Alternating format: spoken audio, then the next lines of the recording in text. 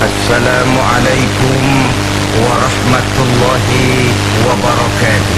Waalaikumsalam warahmatullahi wabarakatuh.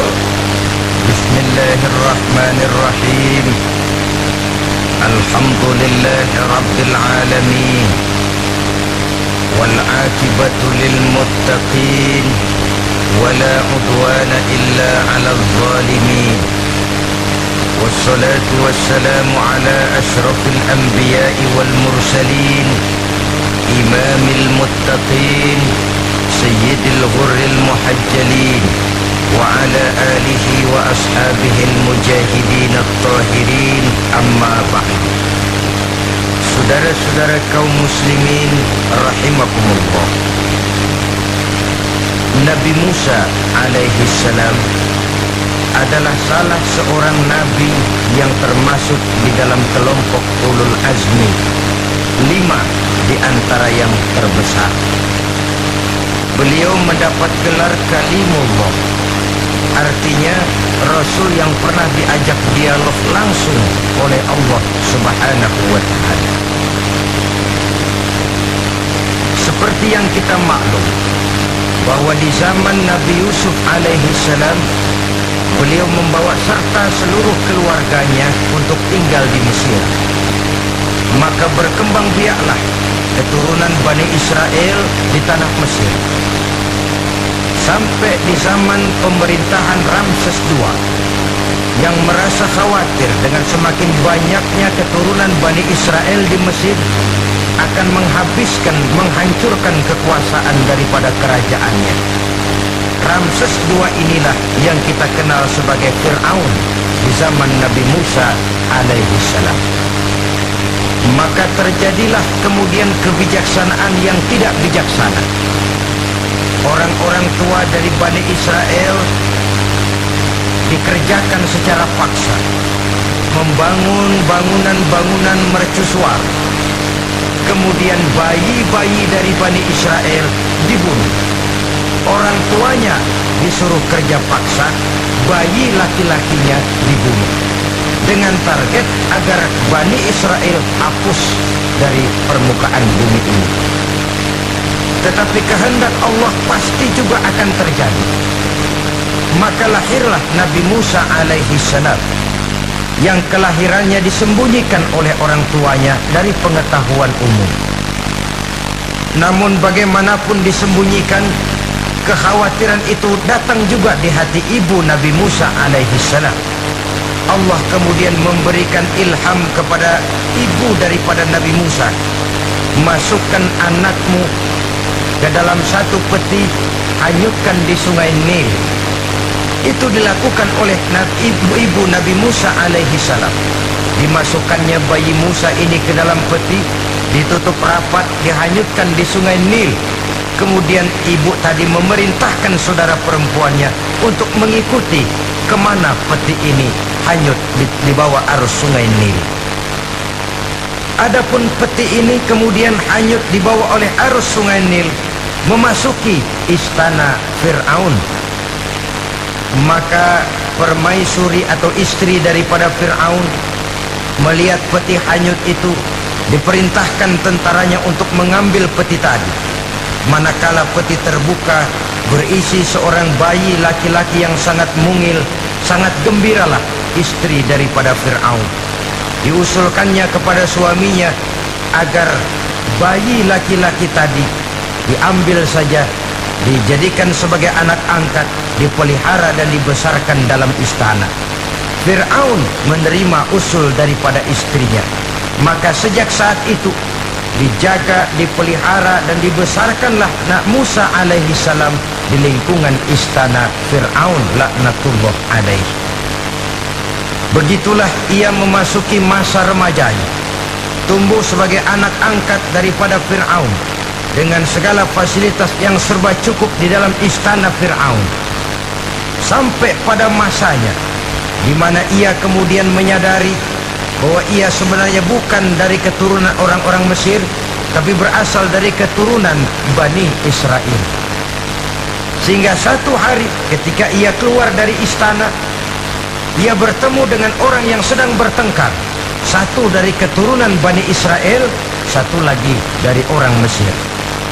Musa membantu orang Israel ini melerai perkelahian, tapi kemudian Nabi Musa memukul orang Mesir tadi, dan memang hebat, sekali pukul mati.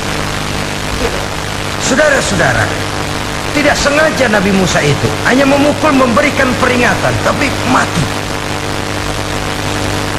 Ini disembunyikan oleh Nabi Musa, tapi bagaimanapun disembunyikannya, akhirnya toh tahu.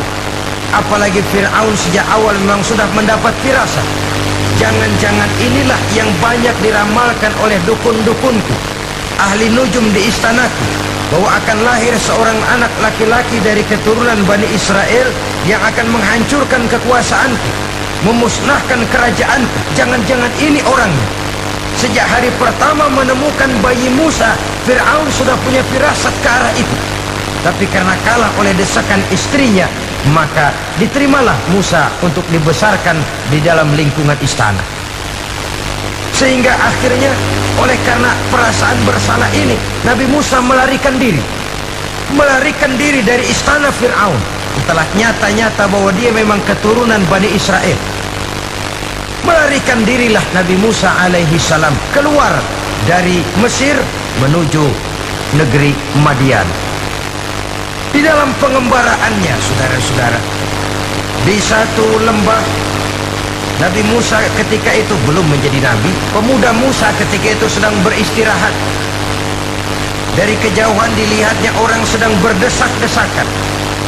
Rupanya adalah pengembala-pengembala kambing yang akan mengambil air dari dalam sumur.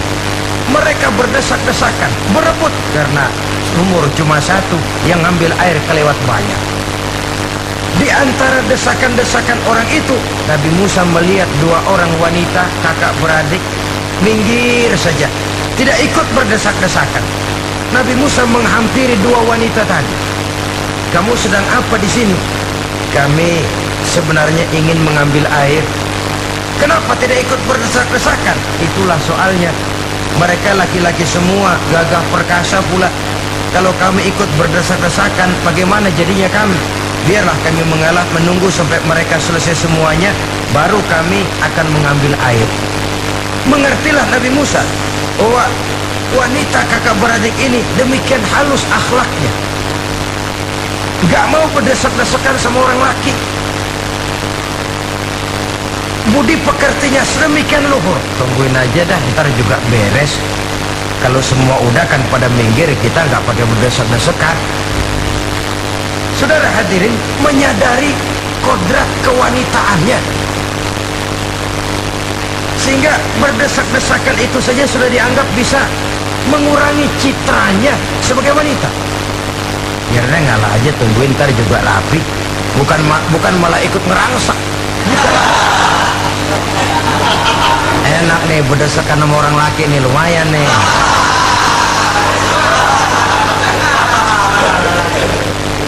Sepintas itu saja sudah cukup bagi Nabi Musa, pemuda Musa, untuk menilai akhlak daripada wanita itu tadi. Oh, kalau kamu nunggu begini aja lama, kata Nabi Musa. Sudah, sini saya tolongin. Ambil embernya, Nabi Musa ikut berdesakan. Karena Nabi Musa memang kuat badannya, gak lama sudah dapat air. Berdorkan ke sana. Si wanita segera tahu bahwa pemuda ini begitu baik budi pekertinya, mau menolong orang yang dalam kesusahan. Akhirnya, bagaimana kalau kamu ikut saja ke rumah saya? Bapak saya sudah tua, senang hatinya kalau kamu ikut ke rumah, kenalan sama bapak saya. Ayolah, ayolah, berangkatlah. Dalam perjalanan, wanita ini berjalan duluan, Nabi Musa di belakang. Kemudian Nabi Musa bilang, sebentar, saya duluan, kamu belakangan. Kenapa? Rupanya angin nakal bertiup menghembus pakaian si wanita, sehingga memberikan gambaran yang agak jelas tentang warna, bentuk, postur badan si wanita itu tadi. Sekarang Musa yang menunjukkan budi pekerti yang luhur, gak mentang-mentang ditiup angin, nah mumpung nih.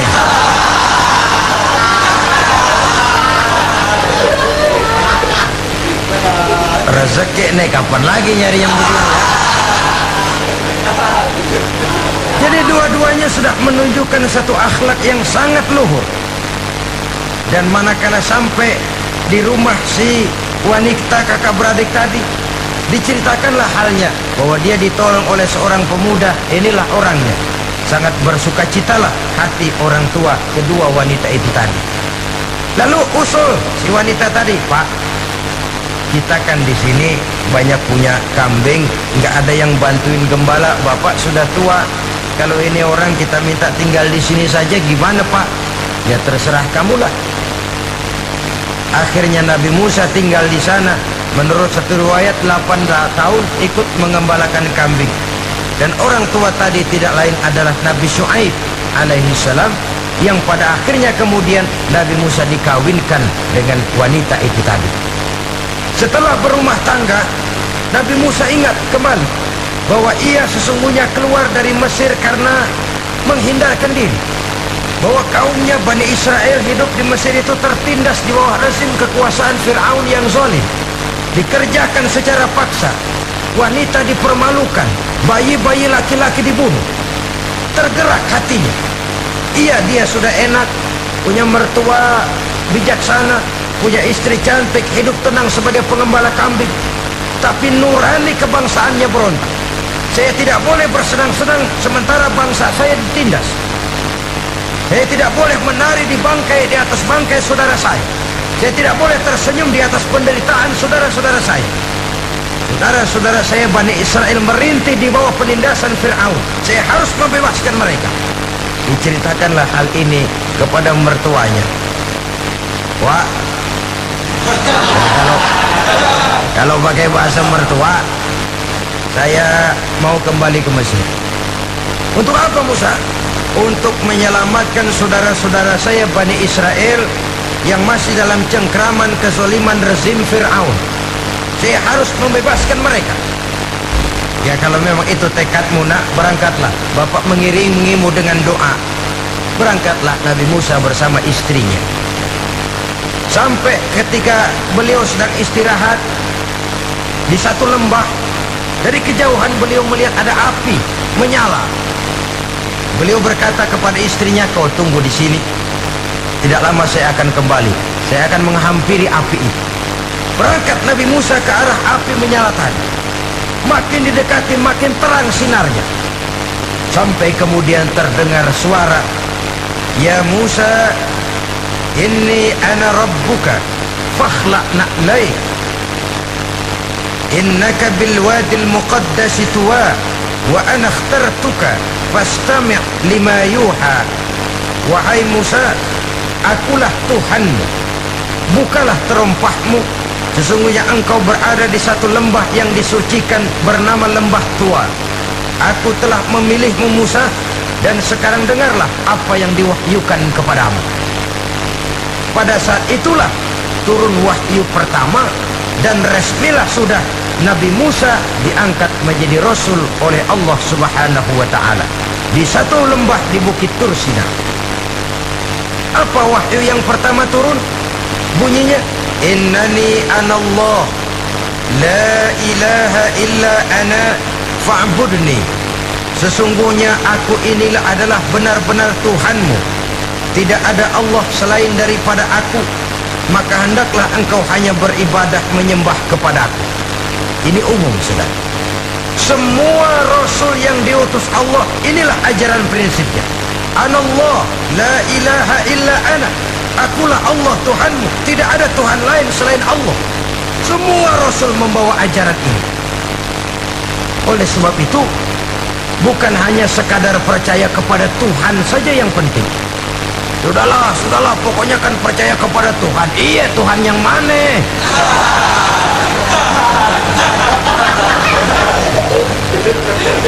Sebab kalau sekadar percaya kepada Tuhan, rasanya semua agama percaya kepada Tuhan. Begitulah orang Hindu percaya kepada Tuhan, tapi Tuhan menurut mereka Trimurti, Wisnu, Siwa, Brahma. Orang Buddha percaya kepada Tuhan, tapi Tuhan dalam pandangan mereka ada Tuhan kecil Hinayana, ada Tuhan besar Mahayana. Orang Majusi juga percaya kepada Tuhan, tapi Tuhan dalam pandangan mereka ada Tuhan kebaikan namanya Ahriman, ada Tuhan kejahatan namanya Ahura Mazda. Orang Nasrani juga percaya kepada Tuhan, tapi Tuhan kata mereka dalam bentuk Trinitas, Tuhan Anak, Tuhan Bapa, Ruhul Kudus. Ini semua Tuhan dalam pandangan mereka. Jadi kalau sekadar percaya kepada Tuhan, percaya kepada Tuhan, percaya kepada Tuhan, Tuhan yang mana? Itu yang prinsip. Itu yang prinsip.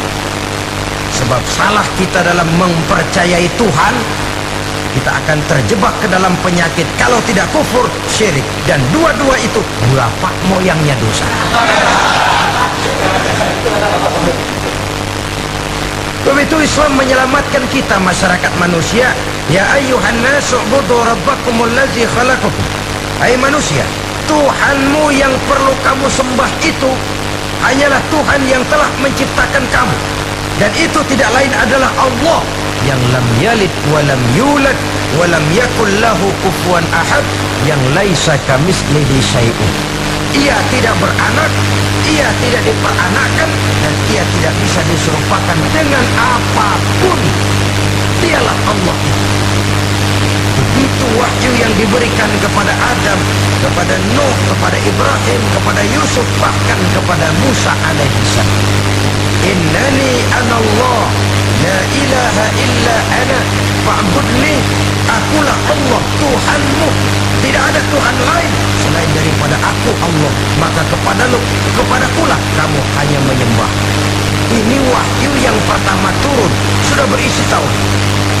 Jadi hakikatnya agama Yahudi, saudara, adalah agama tauhid, agama monoteis, agama yang mengajarkan hanya ada satu Tuhan untuk seluruh alam, dan Tuhan itu adalah Allah Subhanahu wa ta'ala. Itu syahadat orang Yahudi bunyinya begini: Shema Yisrael, Yahweh Elohenu, Yahweh Echad. Ini syahadatnya orang Yahudi. Itu perbedaan bahasa Suryani Ibrani dengan bahasa Arab. Kita Isma itu bahasa Arab, ya Shema, Isma, Shema, Shema Yisrael, Yahweh Elohenu, Yahweh Echad, Ahad Echad.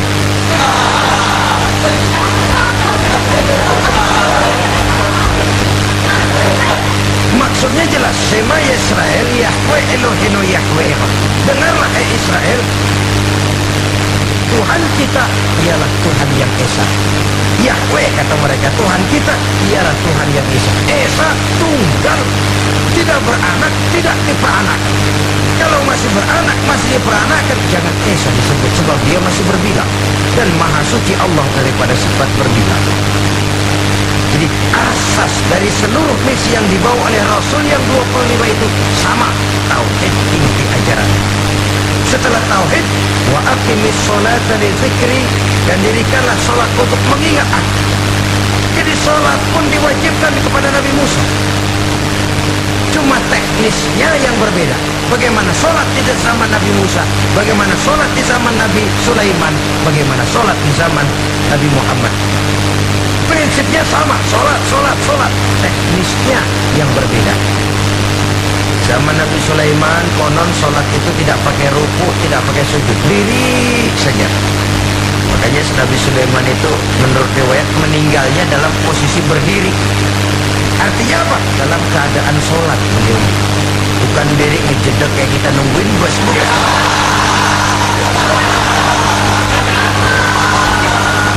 Berdiri dalam kondisi sholat. Tapi yang jelas sholat itu setiap Nabi.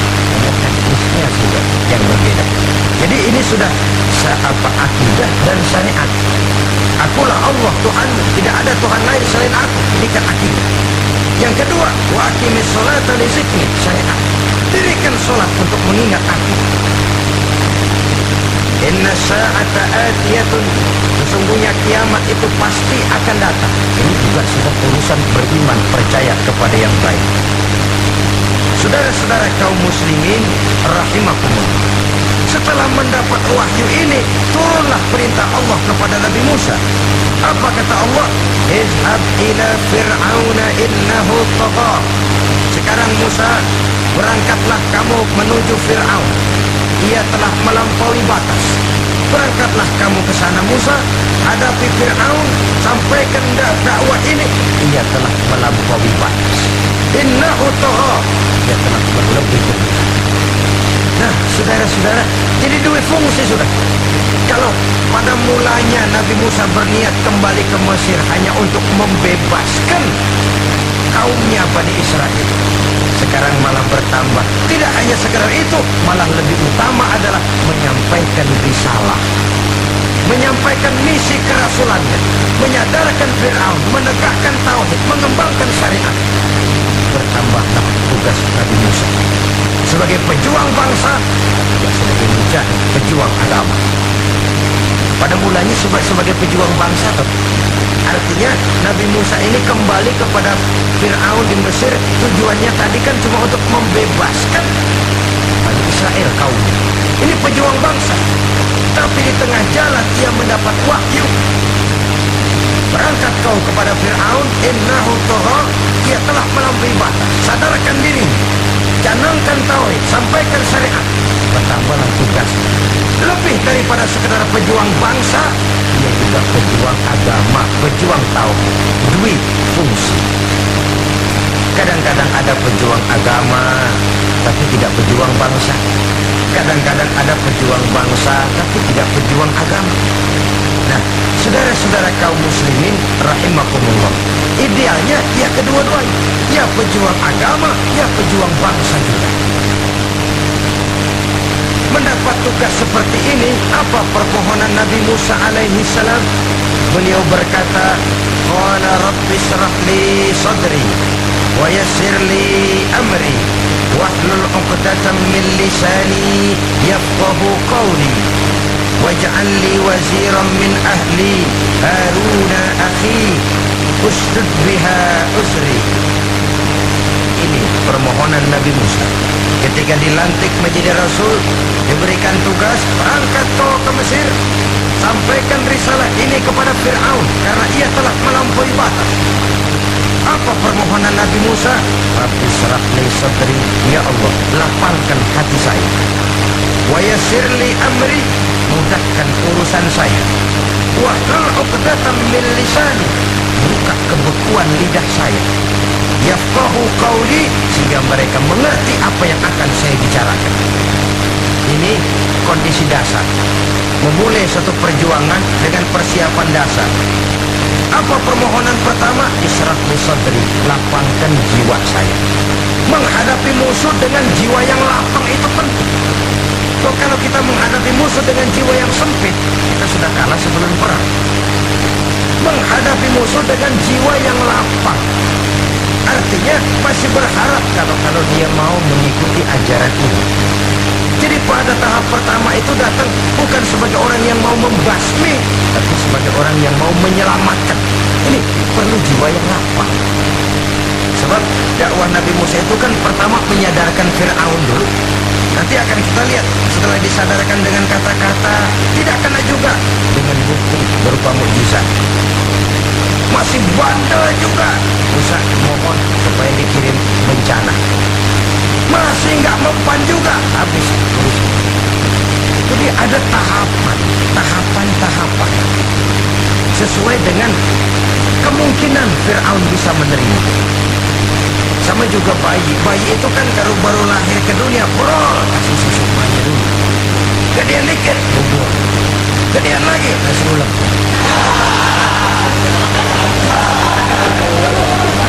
Udah gede betul, nasi. Udah gede banget, jengkol juga.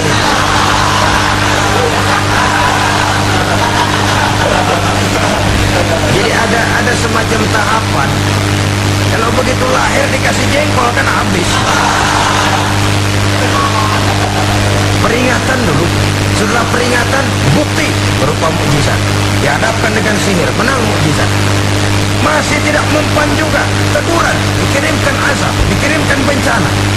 Masih tidak mempan juga, ditenggelamkan oleh Allah di lautan merah. Itu akan kita ceritakan kemudian nanti. Jadi apa yang diminta oleh Nabi Musa, ya Allah, lapangkan hati saya menghadapi Fir'aun ini, Fir'aun CS, Fir'aun, Haman, dan lain-lain. Dan jangan lupa Fir'aun itu cuma ya hakikat tapi juga simbol. Hakikatnya memang ada yang namanya Fir'aun. Simbol karena Fir'aun selalu berkembang. Di setiap zaman, di setiap tempat Fir'aun selalu ada. Cuma liciknya Fir'aun ini kemana dia pindah, ke situ dia ganti nama. Orang sering lupa padahal isinya Fir'aun. Namanya bisa Hitler, namanya bisa Mussolini, namanya bisa Stalin, tapi isinya Fir'aun. Kemana dia tinggal, maksudnya dia ganti nama. Simbol dari kekuasaan yang terlepas dari kontrol iman. Simbol dari kekuasaan yang menyebabkan orang lupa diri dan lupa daratan. Dan sebenarnya mah Fir'aun mulanya cuma raja doangan dia. Cuman kelamaan jadi raja kagak mau turun-turun. Akhirnya dia menganggap tidak ada yang lebih tinggi daripadanya. Apalagi ketika Nabi Musa datang mengajarkan ada Tuhan lain, yaitu ada Tuhan yang sebenarnya yaitu Allah. Fir'aun sampai kepada puncak kekurang ajarannya memproklamirkan diri sebagai Tuhan. Ana rabbukumul a'la. Bukan karena kebodohannya sebenarnya, tapi karena gengsi kekuasaannya. Nah ini, gengsi kekuasaan ini sering menyebabkan orang overacting. Fir'aun bukan bodoh, bukan. Fir'aun bukan tidak tahu kalau Musa itu benar, tahu. Fir'aun bukan tidak ngerti kalau itu mukjizat sihir kalah, tahu. Tapi gengsi kekuasaan. Gua kan raja, masa di depan rakyat tunduk sama Musa, gengsi dong.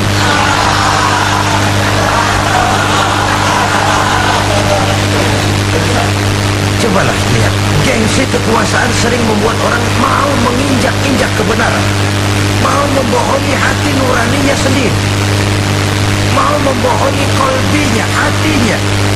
Padahal itu sudah orang kalau sudah hatinya sendiri dibohongin, apalagi orang lain, sudah manusia paling kejam. Cuma karena gengsi kekuasaan saja. Gengsi kekuasaan kadang menganggap remeh kecil Nabi Musa, kadang merasa besar di depan rakyatnya, tiba-tiba harus tunduk kepada dakwah Musa. Ntar dulu, ada apa sama Musa, dia kanyut gue nyengangkan. Iya toh, peristiwa di Sungai Nil itu. Karena aku yang nyelamatin, aku yang besarkan dia di istana.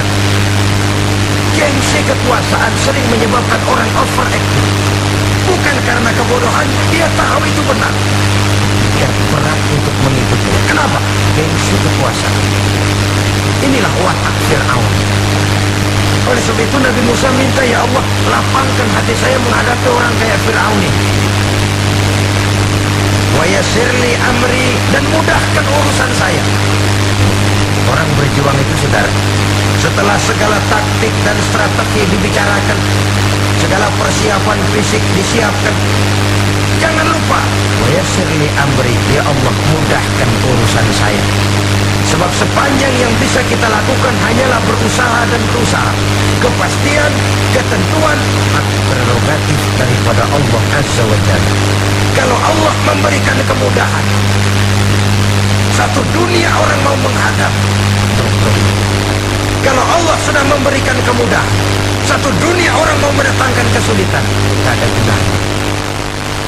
Wa yassir li amri, mudahkan kiranya urusan saya ini ya Allah. Karena sudah terbayang oleh Musa. Pertama, faktor psikologis. Bagaimanapun Fir'aun itu kan bapak angkat sendiri. Ya orang kalau nasihatin orang lain barangkali gak terlalu jadi beban moral. Tapi kalau sudah menasihati orang yang pernah mengasuh dan membesarkan dia, itu kan beban moral. Sulit posisi ini. Apalagi kekuasaan mutlak berada di tangannya, tentaranya gagah perkasa. Wa yassir li amri, mudahkanlah urusan saya ya Allah. Lapangkan hati, mudahkan urusan. Saudara-saudara kaum muslimin rahimakumullah, permohonan yang ketiga dari Nabi Musa telah minta dilapangkan hati dan dimudahkan urusan. Wahlul 'uqdatam min lisani, bukalah kebekuan lidahku. Satu riwayat menjelaskan bahwa Nabi Musa memang agak gagap kalau bicara. Riwayat lain menjelaskan bahwa beliau agak sedikit cadel. Tapi yang jelas, minta agar dibukakan kebekuan lidah. Ini mengandung satu pelajaran. bahwa cara menyampaikan sesuatu akan sangat menentukan sesuatu itu sendiri. Sesuatu yang baik, kalau salah cara kita mengucapkannya, salah cara kita menyampaikannya, jadi tidak baik kesan orang. Ini soal ucapan. Soal hati itu Allah saja yang tahu. Tapi kan orang sebelum tahu hati ini, omongan yang didengar, tingkah laku yang dilihat.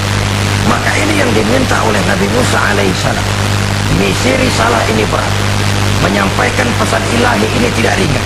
Kalau salah saja ngomong, akan timbul kesalahan pengertian. Oleh sebab itu, wahlul 'uqdatam min lisani, bukalah kebekuan lidah saya ini supaya lancar bicara untuk menyampaikan yang hak, menghancurkan yang batil. Cara kita menyebutkan sesuatu sangat menentukan sesuatu itu sendiri. Saudara datang ke rumah saya, yang saya suguhkan cuma segelas teh pahit dan singkong goreng, tapi kalau dengan kata-kata yang menyentuh, enak didengar telinga, nggak berasa tuh singkong goreng. Sebaliknya yang disuguhkan makanan mahal, mewah, lezat, caranya kasar, omongannya nggak enak didengar. Makan nasi kan habis ini, gue tau lo lapar habis ini.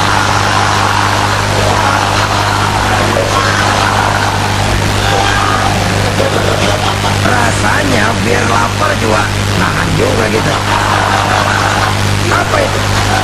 Bukan makanannya yang tidak enak, bukan kita nggak doyan, bukan caranya itu loh. Caranya, Islam ini agama yang baik. Kalau disampaikan dengan kata yang tidak baik, akan disebut, oh Islam kok gitu ya. Nah ini yang tidak diinginkan oleh Nabi Musa. Wahlul 'uqdatam min lisani.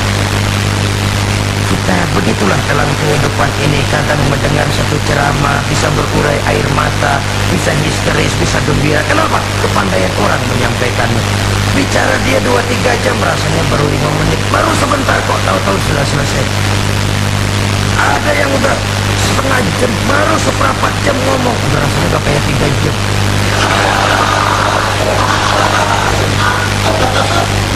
Kita udah berbisikan, udah.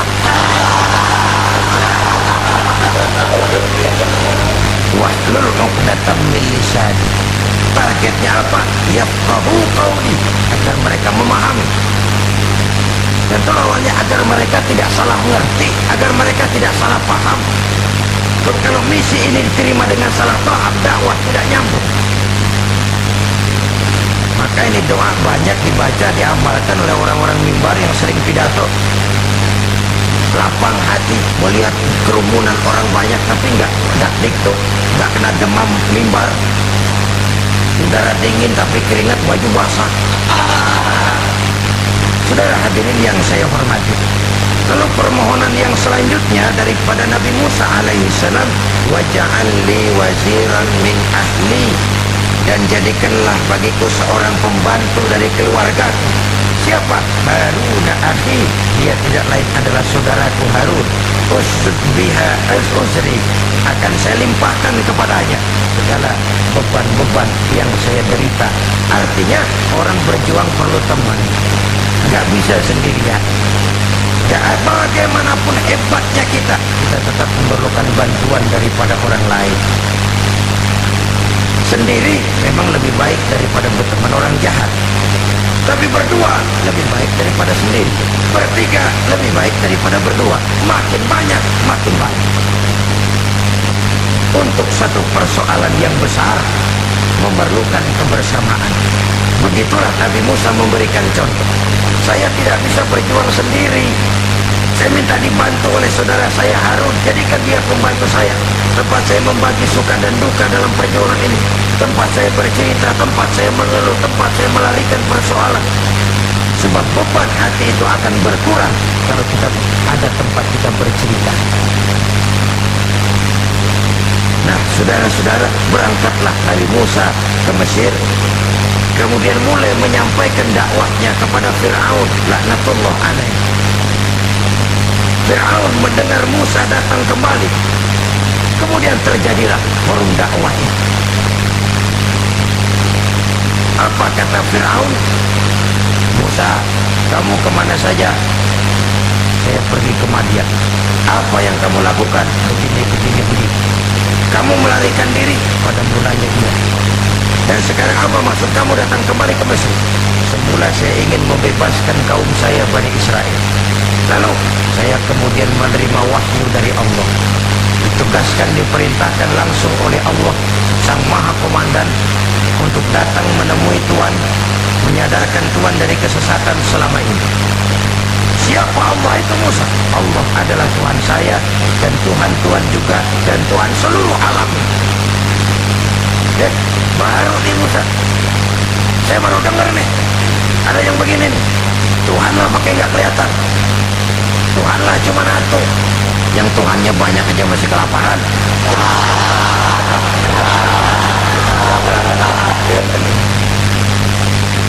Di mana Tuhan? Tuhan saya bersemayam di aras tempat yang sangat tinggi. Hei Haman, kata Fir'aun kepada Perdana Menterinya, bikin menara yang tinggi. Bikin rakyat kerja paksa lagi, bikin menara tinggi. Naik Fir'aun ke atasnya, melepas panah dari atasnya. Terus setelah panah itu ditangkap oleh malaikat, ditubraskan ke ikan, lalu dikembalikan lagi kepada Fir'aun dalam kondisi di mana panah itu berdarah. Dia tangkap lagi oleh Fir'aun, turun ke bawah, pidato di depan rakyatnya. Lihatin, Tuhan Musa udah saya panah nih. Mati. Saudara hadirin yang saya hormati, dengan segala macam dalih Fir'aun mencoba mengingkari dakwah Nabi Musa alaihi salam. Baiklah Musa, andai kata kamu benar, apa buktinya? Tuhan maaf, kamu sanggup menandingi tukang sihir saya? Ayo, kumpul, tukang sihir, kumpul. Kumpulkan tukang sihir, dilepaskan tali-tali kecil, berubah jadi ular mengejar Musa. Musa oleh Allah difirmankan, lemparkan tongkatmu Musa. Musa melemparkan tongkatnya. Tongkat Musa kemudian berubah menjadi ular besar yang menerkam ular-ular kecil tadi. Habis itu ular kecil ciptaan tukang sihir Fir'aun. Begitu hebat mukjizat yang diberikan Nabi Musa, dan Fir'aun tahu itu mukjizat. Tapi dia ingkar juga, tidak mau beriman. Ternyata bukti sudah jelas, saksi, dia tetap ingkar. Akhirnya Nabi Musa berdoa memohon kepada Allah, Rabbana innaka ataita fir'auna wa mala'ahu zinatan wa amwala fil hayatid dunya. Wahai Allah, sungguh engkau telah memberikan kepada Fir'aun dan para pembesarnya zinatan, segala macam perhiasan, wa amwalan, dan segala macam harta benda, fil hayatid dunya, di dalam kehidupan dunia ini. Rabbana liyudillu an sabilik, semuanya hanya menyebabkan mereka jadi sesat dari jalanmu. Rabbana tmis ala amwalihim, ya Allah binasakanlah mereka di dalam hartanya. Wasdud ala qulubihim, tutuplah pintu hatinya. Fala yu'minu hatta yarawul azabal alim, mereka tidak akan beriman sampai mereka melihat azab yang sangat pedih. Sudah dibuktikan, dakwah baik-baik tidak mempan, bukti berupa mukjizat tidak kena, sampai dikirimkan teguran berupa berbagai macam bencana, masih tidak juga beriman. Akhirnya Nabi Musa memutuskan, kalau begitu menyelamatkan kaum dulu. Kaumnya Bani Israel dibebaskan dari perbudakan, dibawa oleh Musa keluar dari Fir'aun, dari Mesir, dikejar oleh Fir'aun. Dalam pengejaran ini sampailah Nabi Musa di tepian Laut Merah. Buntu, depan laut, belakang tentara Fir'aun. Maju, kecebur, mundur, kepergok Musa. Gak ada pilihan lain. Dalam kondisi seperti ini, Allah Subhanahu wa ta'ala berfirman kepada Musa, lemparkan tongkatmu ke laut, hai Musa. Musa melemparkan tongkatnya ke laut. Terjadilah mukjizat. Laut terbelah, jalan muncul ke permukaan laut. Lewat Musa di jalan itu, Fir'aun terus mengejar. Ketika Musa sampai di tepian sebelah sana, Fir'aun masih di tengah jalan. Laut menutup kembali, hilang di jalan. Fir'aun dan seluruh tentaranya tenggelam di Lautan Merah, mati. Pada saat kondisi seperti itulah Fir'aun dalam keadaan menghadapi sakaratul maut, napas cengap-cengap, hampir putus di leher, berkata dia, amantu bi Rabbi Musa wa Harun. Kalau begini mah saya juga percaya dah sama Tuhan, percaya dah sama Tuhannya Musa dan Tuhannya Harun. Kata malaikat maut, kemarin kemana mas?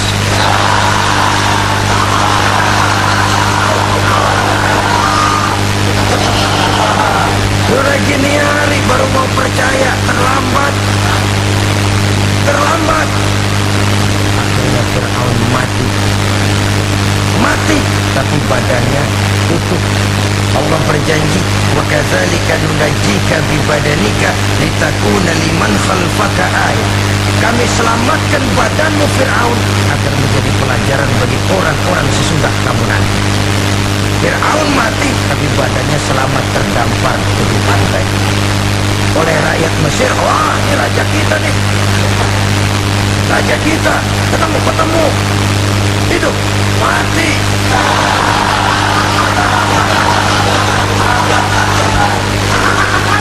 Kemudian sesuai dengan tradisi raja waktu itu, dibumilah badannya, diawetkan hingga sampai sekarang. Jenazah atau jasad daripada Fir'aun ini masih tersimpan dengan baik di museum negara di Mesir. Saudara-saudara kaum muslimin rahimakumullah, jadi satu hal yang bisa kita ambil pelajaran daripada riwayat perjalanan dakwah Nabi Musa ini, bahwa dakwah menyampaikan risalah memang bukan jalan lurus dan licin bertabur bunga di kanan kiri. Dakwah menyampaikan pesan agama, jalannya berliku, berbelok, menanjak, menurut banyak onak dan duri di sekeliling. Yang paling makan hati adalah apabila sudah berdakwah kepada penguasa yang zalim, seperti halnya Fir'aun. Bagaimanapun ia punya kekuasaan, ia punya tentara, ia bisa menghitamkan yang putih, ia bisa memutihkan yang hitam. Kalau bukan iman yang jadi landasan moral dalam perjuangan, orang mudah frustasi. Kalau berdakwah kepada rakyat kecil, resiko kurang. Kalau berdakwah kepada para pengusaha, resiko kurang. Kalau berdakwah kepada kelompok-kelompok yang tidak memegang kekuasaan, resiko kurang. Tapi kalau sudah kelompok memegang kekuasaan yang tersinggung gengsi kekuasaannya, disitulah resikonya sedemikian besar. Ini yang dihadapi oleh Nabi Musa alaihissalam. Tapi yang dijalaninya dengan tabah, dengan tekun, karena kebenaran memang bisa ditekan. Tapi satu hal yang jelas, kebenaran sama sekali tidak akan bisa dikalahkan. Buat sementara dia bisa ditekan, tapi lambat atau cepat dia pasti akan muncul ke permukaan, dan kebenaran jugalah yang akan tampil sebagai kebenaran. Sebenarnya kurang apa Fir'aun? Kekuasaan mutlak berada di tangannya. Seluruh menteri-menterinya adalah pendukungnya belaka. Rakyat dipaksa untuk takut dan taat kepadanya. Dia adalah kekuasaan tunggal di Mesir. Sementara kaum Bani Israel berada di bawah penjajahannya, penindasannya, kesewenang-wenangannya. Dan bahkan ketika Nabi Musa sudah menyampaikan dakwahnya, Fir'aun malah sempat mengungkap jasa. Musa, kamu kok sekarang bisa begini? Gak ingat ya dulu kamu hanyut di Sungai Nil, istri saya kan yang angkat, saya yang besarkan di istana saya. Kok sekarang kamu bisa melawan saya sih? Ini biasa. Apa jawab Nabi Musa? Kenikmatan yang kau berikan kepada saya belum seberapa ketimbang penghinaanmu kepada kaum saya Bani Israel. Jangan kau menyangka Fir'aun, kalau kau pikir senang saya lalu akan mau mengkhianati bangsa saya sendiri. Tidak. Sama sekali kesenangan yang kau berikan kepada saya tidak akan menutup mata saya dari kondisi yang dihadapi oleh kaum saya, oleh umat saya. Mereka tersiksa, mereka menderita, mereka merana. Haruskah saya lupakan mereka cuma karena saya sudah tinggal di istanamu, engkau yang membesarkan? Padahal kau pun membesarkan saya bukan karena kemauanmu, desakan daripada istri. Jangan menghitung-hitung jasa Fir'aun. Andai kata pun jasamu ada kepada saya, belum seberapa ketimbang penghinaanmu kepada bangsa saya Bani Israel. Di situ Nabi Musa menunjukkan sifat nasionalisme yang sangat tinggi, rasa nasionalisme yang sangat mendalam. Kadang-kadang kan orangnya seperti di zaman penjajahan Belanda, karena diangkat jadi tuan tanah, bangsanya sendiri diinjak-injak. Karena diangkat jadi centeng dikit, wah, kumis baplang, gak bukan main. Bangsanya sendiri diinjak-injak. Firaun mengingatkan ini. Kalau cara kita, lo gede di sini, makan di sini, segala macam di sini dah. Masa lupa kacang sama kulitnya? Kasarnya mah lu bisa begini nih, Musa nih, gue yang ngerawatin lu. Saya yang menjagamu, mengangkatmu dari sungai Nil. Masa sekarang sudah gede begini kamu mau berhadapan dengan saya? Punya pikiran dong dikit. Kalau cara kita, pikir dong, mikir. Dulu lagi kayu di Nil, siapa yang angkat? Musa tidak membantah. Betul itu Firaun, betul. Tapi apalah artinya semua itu ketimbang penghinaan yang engkau berikan kepada bangsa saya?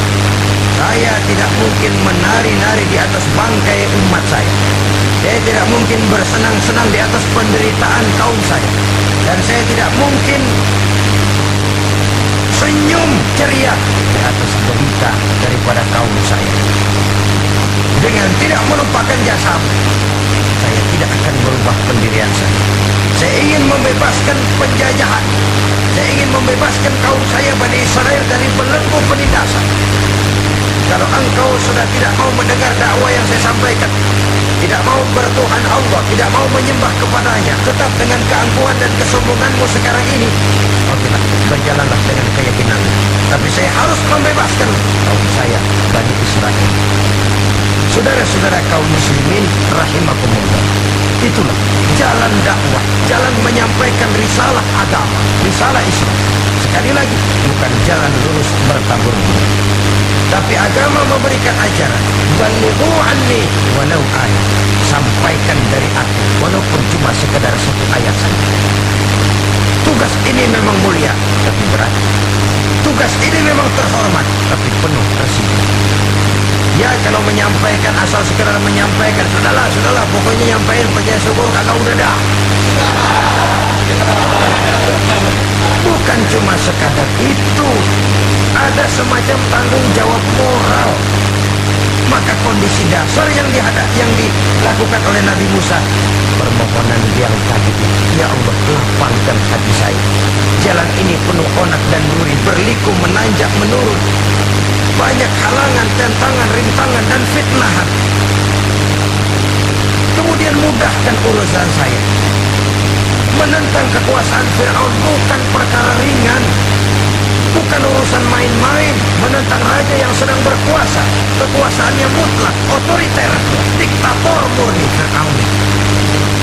Mudahkan urusan saya menghadapi jalan ini, ya Allah. Karena tidak mungkin menurut otak. Mana bisa kata kebiasaan, impossible kata rasio. Kalau Allah mau memudahkan, semua jalan akan terbuka dengan mudah. Tapi kalau Allah yang mempersulit, bagaimanapun matangnya perhitungan strategi, taktik, rencana, program, planning, kalau Allah mempersulit, jalan itu akan jadi buntu jadi. Oleh sebab itu maka persiapan zahir harus diimbangi dengan persiapan batin untuk menegakkan sesuatu yang hak, menghancurkan sesuatu yang batin, sebagaimana yang dilakukan oleh Nabi Musa alaihi salam ini. Dan segala macam tantangan dihadapi oleh Nabi Musa. Kau menyampaikan risalah bahwa engkau Rasul? Ya. Kau punya bukti? Siap. Apa buktimu? Ini. Tongkat dilempar jadi ular, tangannya dimasukkan ke satu baju, lalu dikeluarkan bersinar gemerlapan lebih sinar dari lampu Merkuri. Sampai Fir'aun silau dibuatnya bersusudah. Musa, sudah, masukkan tanganmu lagi, masukkan tanganmu lagi. Dia tahu, dia sadar itu bukan sihir, tapi lagi-lagi fungsi kekuasaan. Sehingga pantas kalau Nabi pernah bersabda, afdalul jihad kalimatu haqqin inda imamin jahir. Jihad yang paling besar adalah mengucapkan kebenaran di depan penguasa yang zalim. hadapan penguasa yang zalim. Tapi kan berat ya, sulit. Apalagi kalau belum apa-apa udah ngeri. Jangan ah.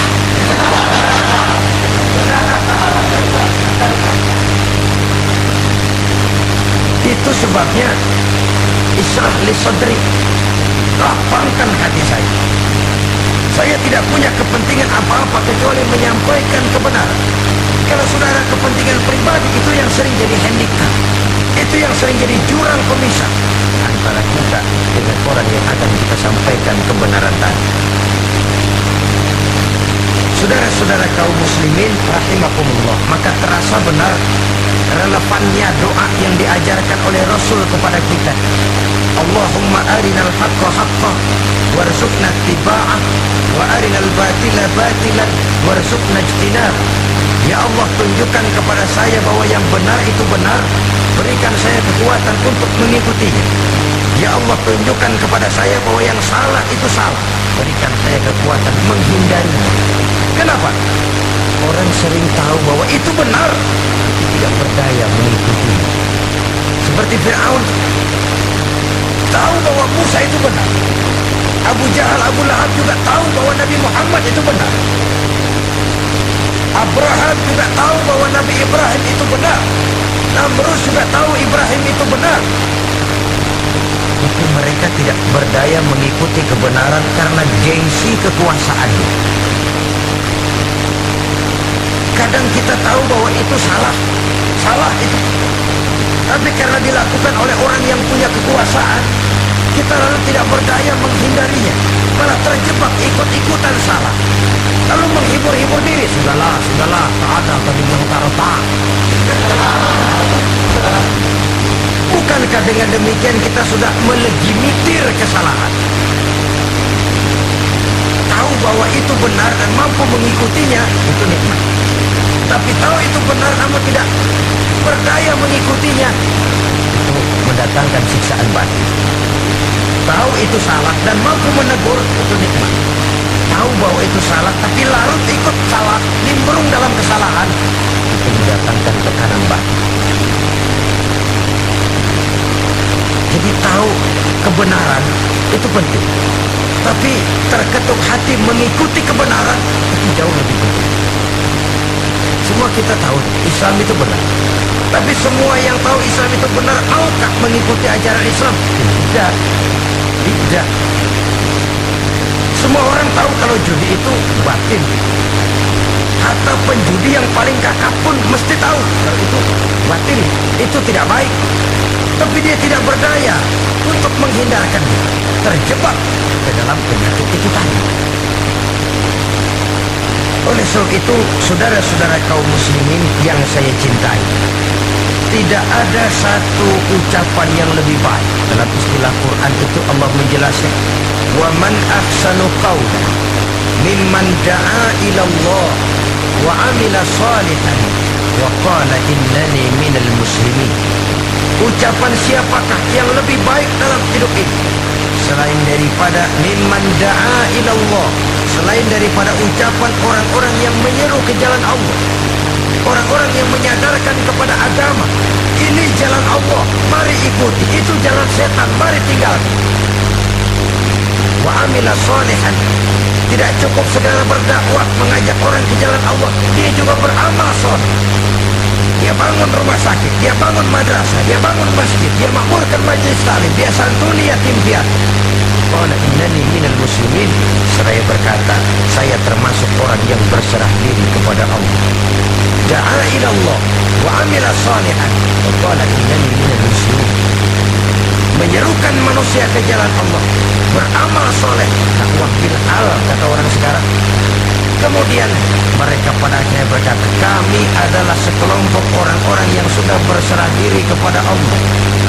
Segalanya diserahkan kepada Allah. Lahirlah kedamaian rohani, ketegaran pribadi, ketentraman batin di dalam dia melaksanakan tugasnya. Kalau tidak, maka nanti ya orang dan gua ajak baik-baik, harus sembahyang, apa gua dimusuhin.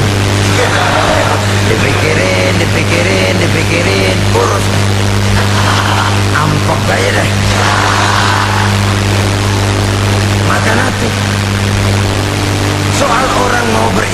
atau tidak itu bukan urusan kita. Tugas kita hanya sekedar penyampai. Tugas Rasul hanya sekedar penyampai. Kalau dakwah sudah disampaikan, metode sudah disusun, pendekatan sudah baik, tapi orang tidak mau beriman, Allahumma inni qad ballaghtu. Ya Allah, sudah saya sampaikan. Ya Allah, sudah saya peringatkan. Ya Allah, sudah saya sampaikan. Ya Allah, sudah saya tegur. Kalau toh tetap begitu juga, sudah saya sampaikan ya Allah. Di sana ke lapangan lalu tumbuh. Jadi dengan kata lain, kita hanya berusaha, hidayah adalah di tangan Allah. Oleh sebab itu, kita ini termasuk yang bersyukur telah mendapat limpahan hidayah ini.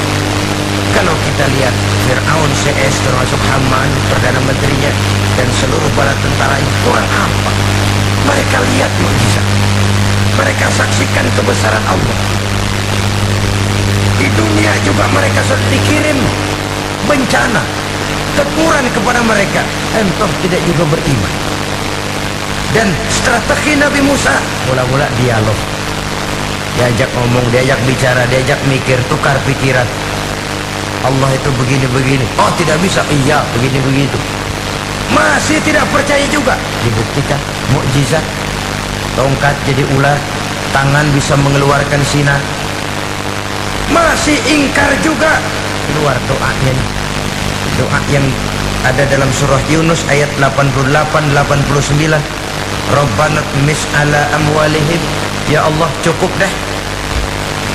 Seruan sudah disampaikan, peringatan sudah diberikan, mukjizat sudah mereka lihat, tapi enggak juga mau beriman. Buresin aja harta bendanya. Habisin aja. Habisin aja. Dikasih perhiasan kehidupan dunia. Innaka ataita fir'auna wa mala'ahu zinatan wa amwala. Dikasih harta, kesenangan dunia, bikin sesat. Habisin aja dah. Wastud ala qulubihim, artinya 4 dah. Udah dipatri, udah enggak mempan apa-apa. Sudahlah ya Allah. Fala yu'minu hatta yaraul azab al-alim. Rasanya mereka memang enggak bakal mau beriman kalau belum melihat azab yang sangat pedih. Dan memang setelah timbul tenggelam, napas mau sekarat, baru beriman. Terlambatlah sudah. Nah, saudara-saudara kaum muslimin rahimakumullah, bagaimana akhir daripada perjalanan Nabi Musa ini, insya Allah akan kita bicarakan pada pertemuan berikutnya. Terima kasih atas perhatian saudara. Mohon maaf atas segala kekurangan. Wassalamualaikum warahmatullahi wabarakatuh. Waalaikumsalam.